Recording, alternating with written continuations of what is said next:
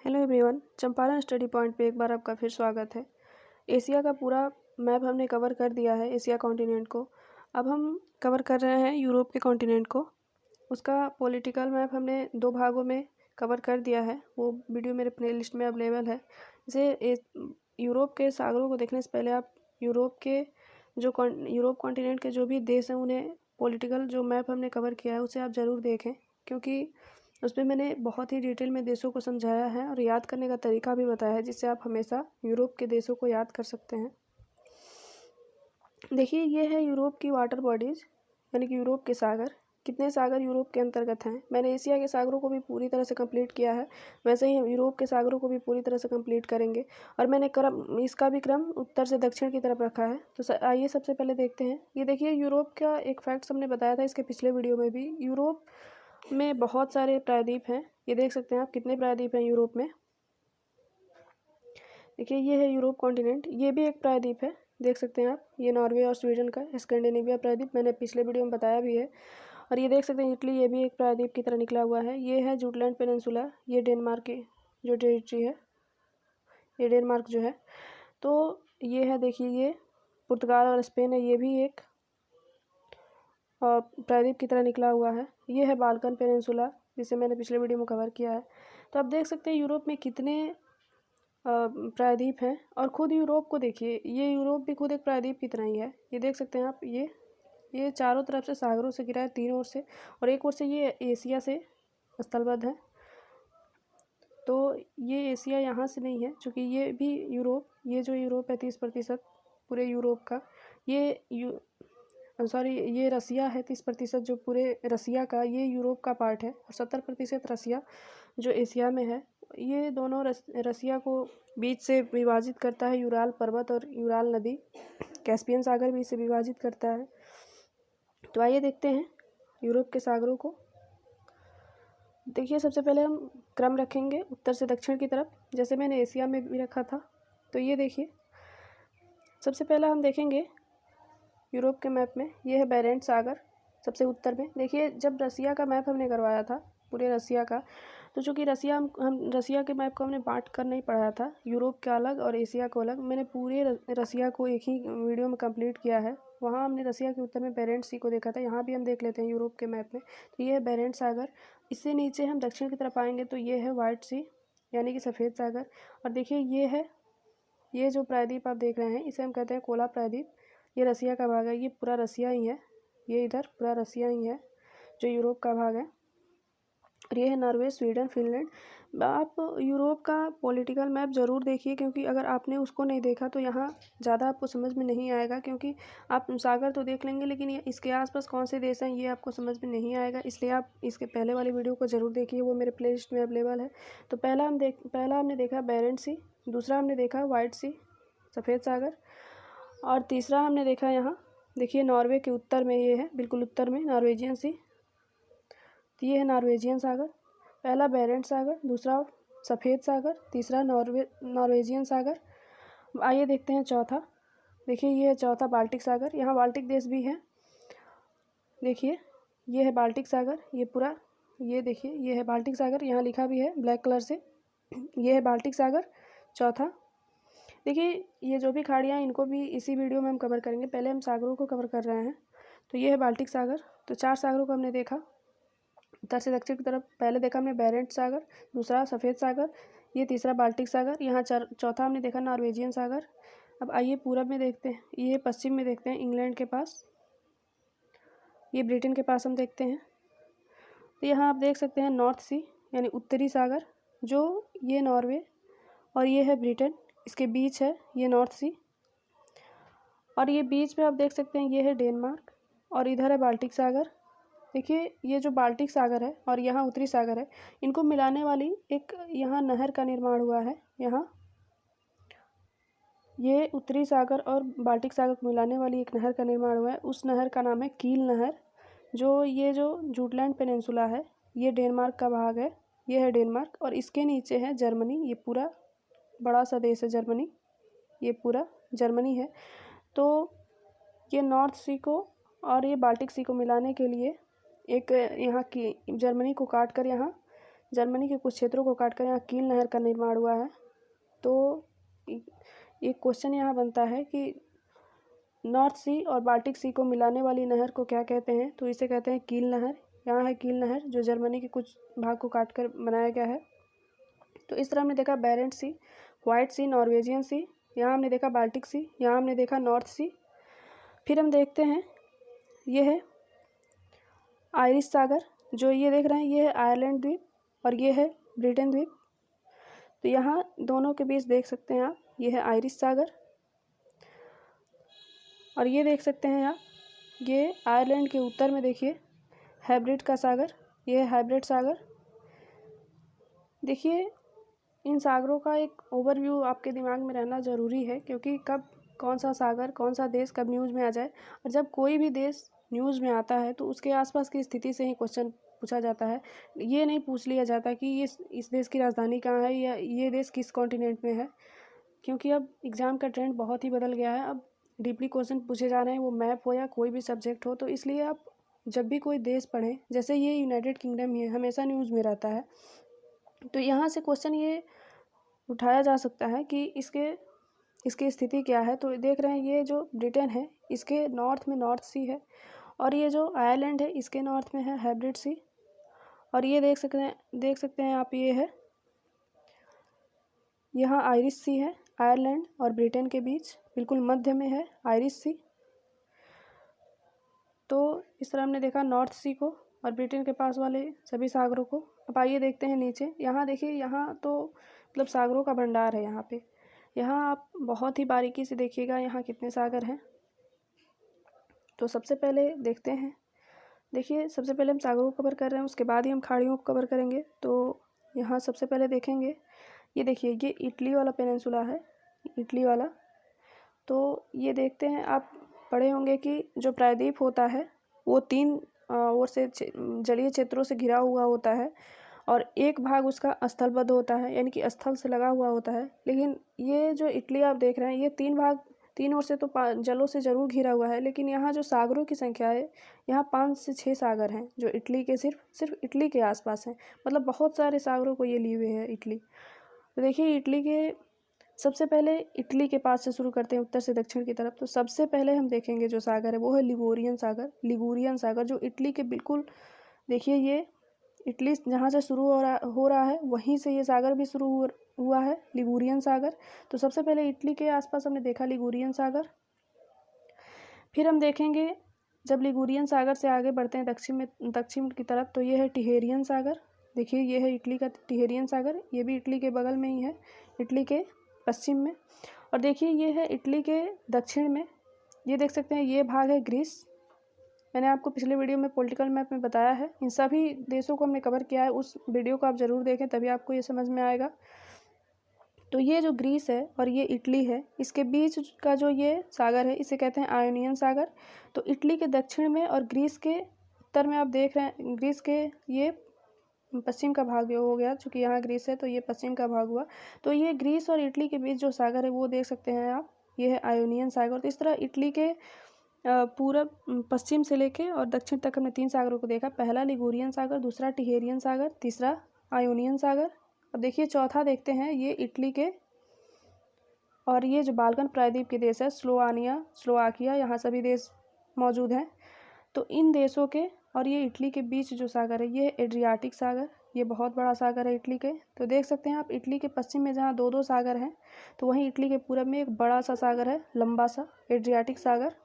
और ये जो तट हैं, ये बाल्कन प्रायद्वीप के तट, ये बहुत कटे छटे तट हैं, छोटे छोटे टुकड़ों में विभक्त हैं। ये एड्रियाटिक सागर में ही हैं ये तट। तो देखा आपने कि ये इटली में शुरू हो रहा है, इटली के पश्चिम से ये लिगुरियन सागर पहला, दूसरा टिहेरियन सागर, दक्षिण में आयोनियन सागर, चौथा एड्रियाटिक सागर। इस तरह देखना आपने कि इटली यहाँ 4 सागरों से घिरा हुआ है। और फिर यहाँ सबसे बड़ा जो सागर है ये है मेडिटेरेनियन सागर, भूमध्य सागर जिसे कहते हैं। देख सकते हैं आप, देखिए ये सारे जो ये छोटे छोटे सागर है ये सभी भूमध्य सागर के ही पार्ट हैं, लेकिन छोटे छोटे कई सागरों में विभक्त हैं, इसलिए इसे पढ़ना बहुत ज़रूरी है। नहीं तो ये बड़े सवालों से कम, ये बड़े सागरों से कम, लेकिन ये छोटे छोटे सागरों से बहुत ज़्यादा सवाल बनते हैं। तो इस तरह इटली देख रहे हैं, ये इटली का एक द्वीप है, सिसिली द्वीप। इसे जब हम और डिटेल में कवर करेंगे इन शहरों को और द्वीपों को, तो वहाँ हम ज़रूर देखेंगे। तो आइए देखते हैं। तो इस तरह हमने यहाँ सागरों को देखा जो इटली के आसपास हैं। फिर यहाँ देखते हैं भूमध्य सागर से ये पूरब की ओर के सागरों को। तो यहाँ से शुरू करते हैं। तो फिर हमने ग्रीस के जो ये पश्चिम में देखा था आयोनियन सागर, तो देखिए ग्रीस के हम दक्षिण में देखते हैं सी ऑफ क्रीट है। यह है क्रीट का ये क्रीट सागर है, सी ऑफ क्रीट। ये देखिए आप ग्रीस के दक्षिण में है क्रीट सागर। फिर ये देख सकते हैं ये बड़ा सा भाग तुर्की जो एशिया में भी है, यूरोप में भी है। ये छोटा सा भाग तुर्की का जो 10% है, ये यूरोप में है। और ये देख सकते हैं आप 90% भाग एशिया में है। तो यहाँ पे देखते हैं सागरों को। तो सबसे पहले यहाँ देखते हैं क्रीट का सागर जो ग्रीस के दक्षिण में है। फिर क्रीट के सागर के ठीक ऊपर ये देखिए एजियन सागर जो ग्रीस और तुर्की के बीच है। आप देख सकते हैं ग्रीस और तुर्की के बीच एजियन सागर। फिर ये तुर्की और इस तुर्की, यूरोप वाले तुर्की और ये एशिया वाले तुर्की के मध्य जो है सागर, उसे कहते हैं मरमरा सागर। ये देख सकते हैं आप, छोटा सा सागर है। दो तुर्की के मध्य, यानी कि यूरोप के तुर्की के मध्य और एशिया के तुर्की के मध्य जो सागर है, ये है मरमरा सागर। और फिर देखेंगे तुर्की के पूरब में ये है पूरा ब्लैक सी, यानी काला सागर। और ब्लैक सी के बगल में ये देखिए ये है एजोब सागर, छोटा सा। ये रोमानिया बुल्गारिया का पार्ट है। और ये देख सकते हैं आप, ये है ब्लैक सागर और ये है सी ऑफ ओजो, यानी कि एजोब सागर। तो इधर से हम पूरब से पश्चिम की तरफ आएँ तो पहला होता है एजोब सागर, दूसरा ब्लैक सागर, काला सागर, तीसरा देखते हैं मरमरा सागर, चौथा देखते हैं एजियन सागर, एजियन सागर के बाद पांचवा देखते हैं क्रीट सागर। तो ये पूरब से पश्चिम की तरफ आने पर हमने 5 सागरों को देखा। पहला एजोब सागर, दूसरा ब्लैक सागर, तीसरा मरमरा सागर, चौथा एजियन सागर, चौथा पांचवा क्रीट सागर। फिर हम जब पश्चिम से इधर ये भूमध्य सागर की ओर बढ़ते हैं तो देखिए ये पूरब से पश्चिम की तरफ, तो यही क्रम हम रखते हैं। ये अच्छे से अच्छा क्रम है। देखिए पहला एजोब सागर, दूसरा काला सागर, तीसरा मरमरा सागर, चौथा एजियन सागर, पांचवा क्रीट सागर, छठा हुआ आयोनियन सागर, सातवां एड्रियाटिक सागर जो इटली के पूरब में है, तो सातवां एड्रियाटिक सागर, आठवां हुआ टिहेरियन सागर, नौवां हमने देखा लिगुरियन सागर।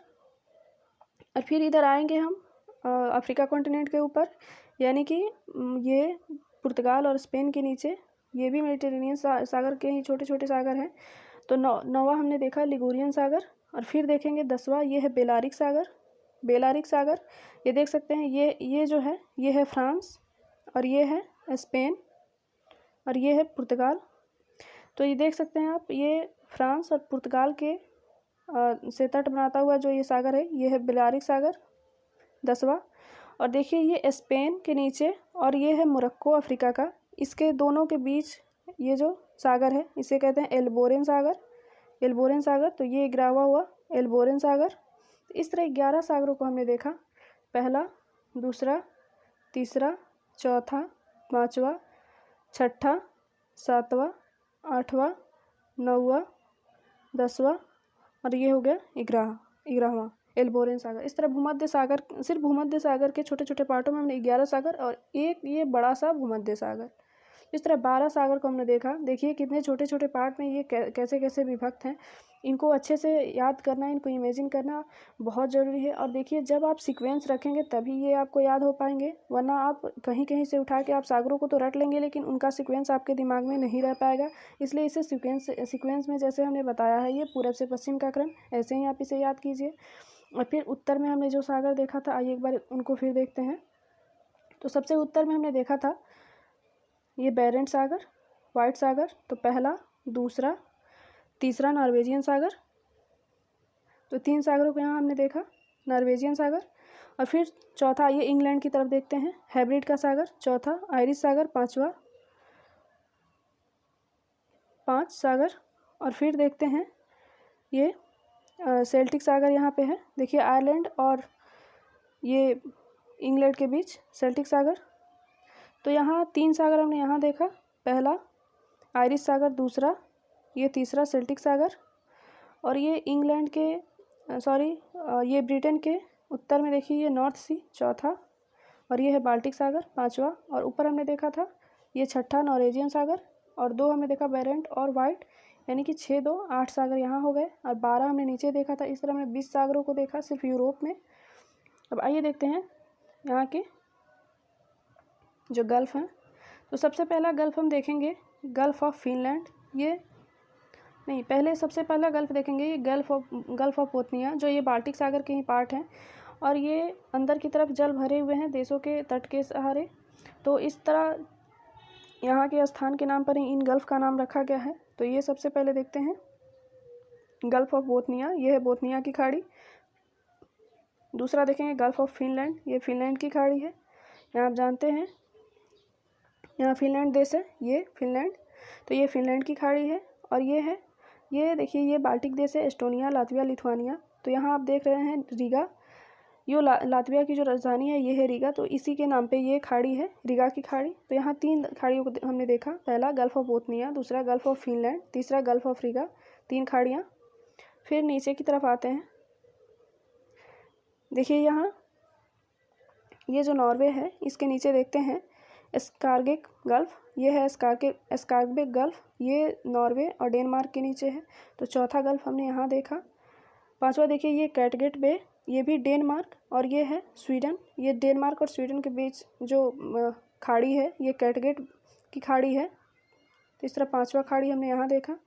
तो ऊपर से नीचे तक हमने 3 खाड़ियों को, पहला गल्फ़ ऑफ यहाँ Bothnia, gulf of Bothnia, Bothnia की खाड़ी, दूसरा फिनलैंड की खाड़ी, तीसरा रीगा की खाड़ी, चौथा स्कारगिक की खाड़ी जो नॉर्वे और डेनमार्क के बीच है, और 5वां हमने देखा ये कैटगेट बे। ये देखिए ये जूटलैंड पेनिनसुला जिस पर डेनमार्क स्थित है, ये है जूटलैंड पेनिनसुला, इस पर डेनमार्क स्थित है। तो डेनमार्क और ये स्वीडन के बीच है कैटगेट की खाड़ी। तो 5वां हमने कैटगेट की खाड़ी देखा। देखिए 5 खाड़ियों को हमने उत्तर में देखा। भाइये देखते हैं यहाँ की खाड़ियों को।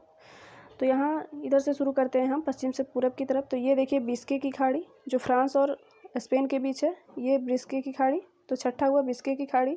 7वां देखिए ये है वेनिस शहर इटली का, इटली यहाँ से है, देखिए ये यहाँ से इटली है पूरा।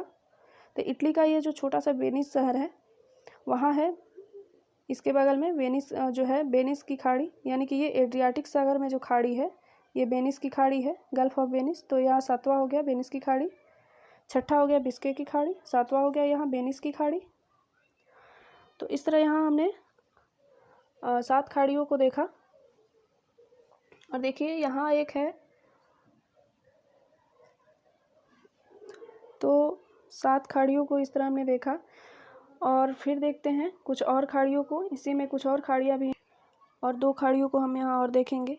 देखिए यहाँ मेंशन नहीं है इस मैप में, यहाँ जो ये स्पेन का, ये फ्रांस, और ये है स्पेन, ये है फ्रांस। तो ये फ्रांस का जो पार्ट है ये देख सकते हैं आप कटा हुआ, ये यहाँ तक, ये बेलारिक सागर जो है इसका जल यहाँ तक है। तो इस खाड़ी को हम कहते हैं, देखिए ये यहाँ तक है, इसको हम कहते हैं लायन की खाड़ी। तो ये फ्रांस का जो ये कटा हुआ तट है, ये अंदर तक जो जल गया है, यहाँ जो खाड़ी है ये बेलारिक सागर के अंतर्गत है, इसे हम कहते हैं लायन की खाड़ी। और इटली का जो ये है आयोनियन सागर, ये ग्रीस और इटली के मध्य जो आयोनियन सागर है, यहाँ देख सकते हैं आप इटली के अंदर तक ये जल गया हुआ है, ये इटली ऐसे कटा हुआ है, ये द्वीप के प्रायद्वीप के रूप में जो है इटली, देखिए यहाँ एक कटा हुआ है। तो यहाँ तक जो जल गया है वहाँ जो खाड़ी है उसे कहते हैं हम टोरंटो की खाड़ी, जो इटली के दक्षिण में है। तीसरा हमने देख लिया। तो इटली में हमने 2 खाड़ियों को देखा। पहला जहाँ से इटली शुरू हो रहा है यहाँ है वेनिस की खाड़ी, ये तो लिगोरियन सागर है। तो गल्फ़ ऑफ वेनिस ये देख सकते हैं आप, यहाँ है वेनिस की खाड़ी, वेनिस शहर वेनिस की खाड़ी के तट पर ही है। और वेनिस की खाड़ी किस सागर के अंतर्गत है, तो ये है एड्रियाटिक सागर के अंतर्गत। और इटली का जो टोरंटो की खाड़ी है वो किस सागर के अंतर्गत है, तो वो है आयोनियन सागर के अंतर्गत, ये इटली के दक्षिण में है। और ये हमने देखा एक लायन की खाड़ी, वो किस सागर के अंतर्गत है, तो वो है बेलारिक सागर के अंतर्गत। जो खाड़ी है फ्रांस के दक्षिण में वो है लायन की खाड़ी। और फ्रांस के उत्तर में जो है स्पेन से मिलते हुए ये है बिस्के की खाड़ी। तो फ्रांस के उत्तर में हमने देखा बिस्के की खाड़ी, और फ्रांस के दक्षिण में हमने देखा लायन की खाड़ी। इटली के उत्तर में हमने देखा वेनिस की खाड़ी और इटली के दक्षिण में हमने देखा टोरंटो की खाड़ी। तो इस तरह हमने इस पार्ट में सागर और खाड़ियों को कंप्लीट किया है। और इसके अगले पार्ट में हम जो यूरोप के जितने भी पर्वत होंगे, पठार, नदियाँ, उन सभी को हम कंप्लीट करेंगे। तो ऐसे ही हमारे चैनल पर डिटेल में सारे वीडियोज़ को पाने के लिए, मैप और जीएस के सभी वीडियोज़ को डिटेल में ऐसे पढ़ने के लिए और याद करने के लिए मेरे चैनल को चंपारण स्टडी पॉइंट को सब्सक्राइब करें और बेल आइकन को प्रेस करें ताकि मेरा हर वीडियो का नोटिफिकेशन आप तक पहुंचे। धन्यवाद।